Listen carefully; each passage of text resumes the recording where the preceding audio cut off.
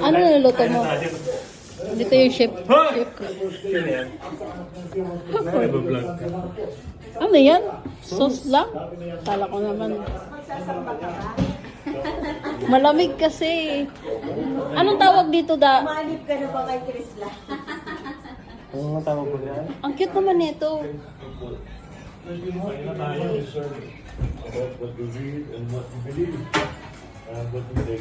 Ito bisita ni Ate Geraldine.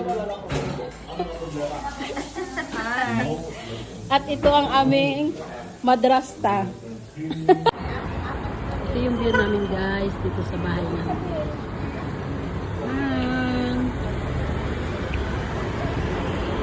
Yun o, nakikita nyo yun guys. May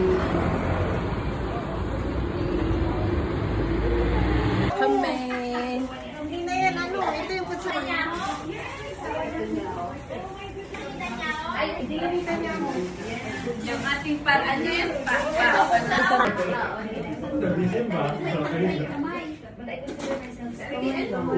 in the sense that I respect. Wala, may kamay. Asan yung may kamay dito? Even by to you, happy to you, happy birthday, happy birthday, happy birthday to you. Ano sa si Jessel? Birthday to you, happy birthday to you.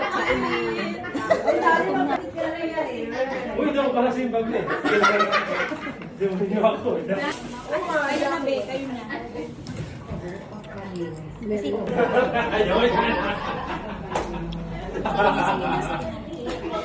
Nakamugan ka, be. Saan niya ginawa yan? kukuha mo na ang kanin. Ba't yung kanin ba yung Mahirap, pero masarap at masaya.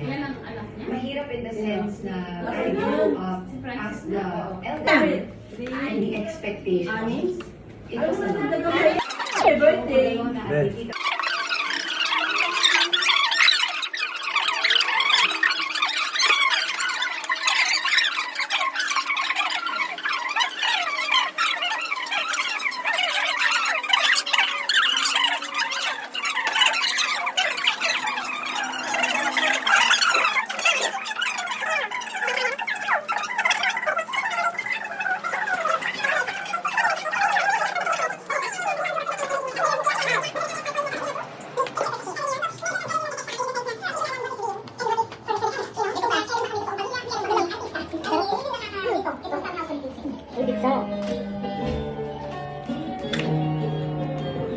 That we are shaped by our childhood.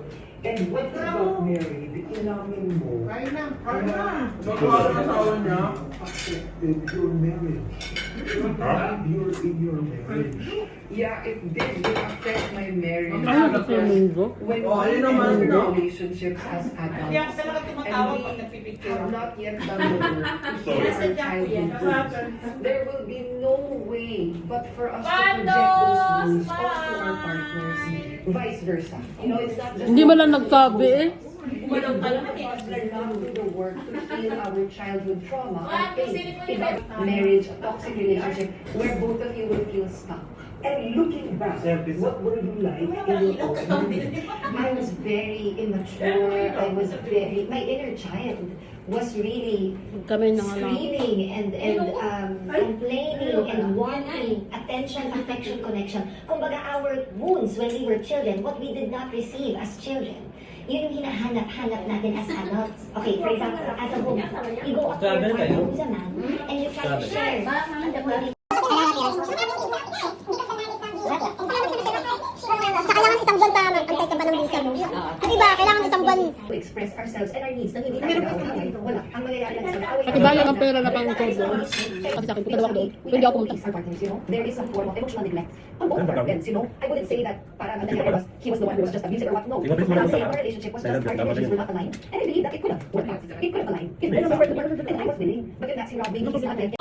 Dumadayot ka na daw kasi. Hindi ka na napapaalam sa boss nyo. Maglalagin ka muna. Wala yung bisita namin. Special visit. Uwi muna ako guys kasi ano, sinisipon ako. Sinisipon. Makalat pa yung ano, yung bed ko. Ayun, naglagay ako ng Christmas tree dito guys. Para naman may liwanag ang ating buhay. Di ba?